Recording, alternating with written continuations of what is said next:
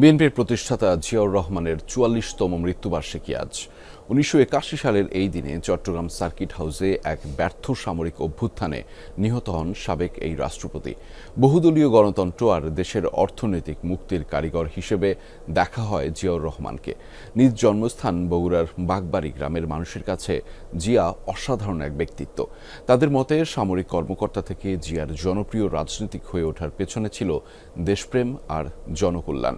জিয়াউর রহমানের জন্মস্থান ঘুরে এসে আরও জানাচ্ছেন সহকর্মী সাইফুদ্দিন রবিন।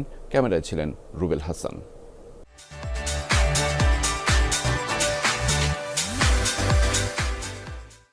নেতৃত্ব দিতে চান, আপনাদেরকে জনগণের মধ্যে যেতে হবে। বাংলাদেশের জন্মলগ্ন থেকে ঘটনাবহুল জীবন বিএনপির প্রতিষ্ঠাতা প্রয়াত রাষ্ট্রপতি জিয়াউর রহমানের। ক্ষণজন্মা এই জাতীয়তাবাদী রাষ্ট্রনায়কের জীবনাবসান ঘটে ১৯৮১-র ৩০ মে। চট্টগ্রাম সার্কিট হাউসে কতিপয় সেনা কর্মকর্তার নিষ্ঠুর শিকার হন তিনি। জিয়াউর রহমানের জন্ম ১৯৩৬ সালে বগুড়ার বাগবাড়ির নানা বাড়িতে। বগুড়া শহর থেকে প্রায় ১৩ কিলোমিটার দূরে সেখানে পৌঁছাতে হয় আঁকাবাঁকা পথ ধরে। বাগবাড়ি বাজার থেকে একটু ডানে গেলেই চোখে পড়ে জিয়া বাড়ি। মূল ঘরের সামনে কাচারি ঘর, দোতলা এই ছোট্ট ভবনেই জন্ম থেকে কৈশোর অবধি কাটান জিয়াউর রহমান। অথচ স্মৃতিমাখা এই ভবনে অর্থের কোনো চাকচিক্য চোখে পড়ে না। বাগবাড়ি গ্রামের যে জিয়া বাড়ি, সেই জিয়া বাড়ির এই কক্ষেই জন্ম নিয়েছিলেন বিএনপির প্রতিষ্ঠাতা জিয়াউর রহমান। আর সাদামাটা এই কক্ষে আসবাব বলতে খুব বেশি কিছু নেই। রয়েছে একটি ড্রেসিং টেবিল, একটি খাট, একটি টি টেবিল আর একটি আলমিরা।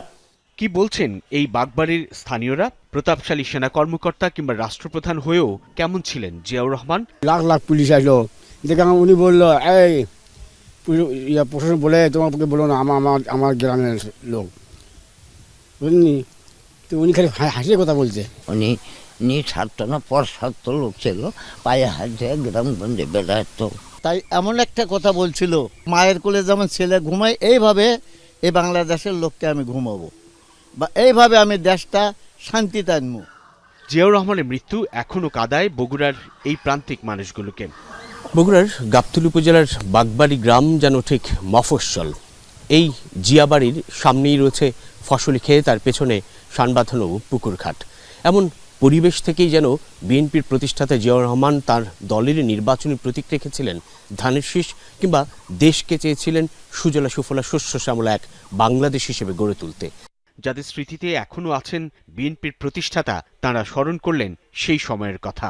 স্থানীয়রা জানান, মৃত্যুর একদিন আগেও জিয়াউর রহমান এসেছিলেন বাগবাড়িতে। সেদিনই তো বাগবাড়ি চলে যায়, মঞ্জুর সাথে একটা চলতেছিল।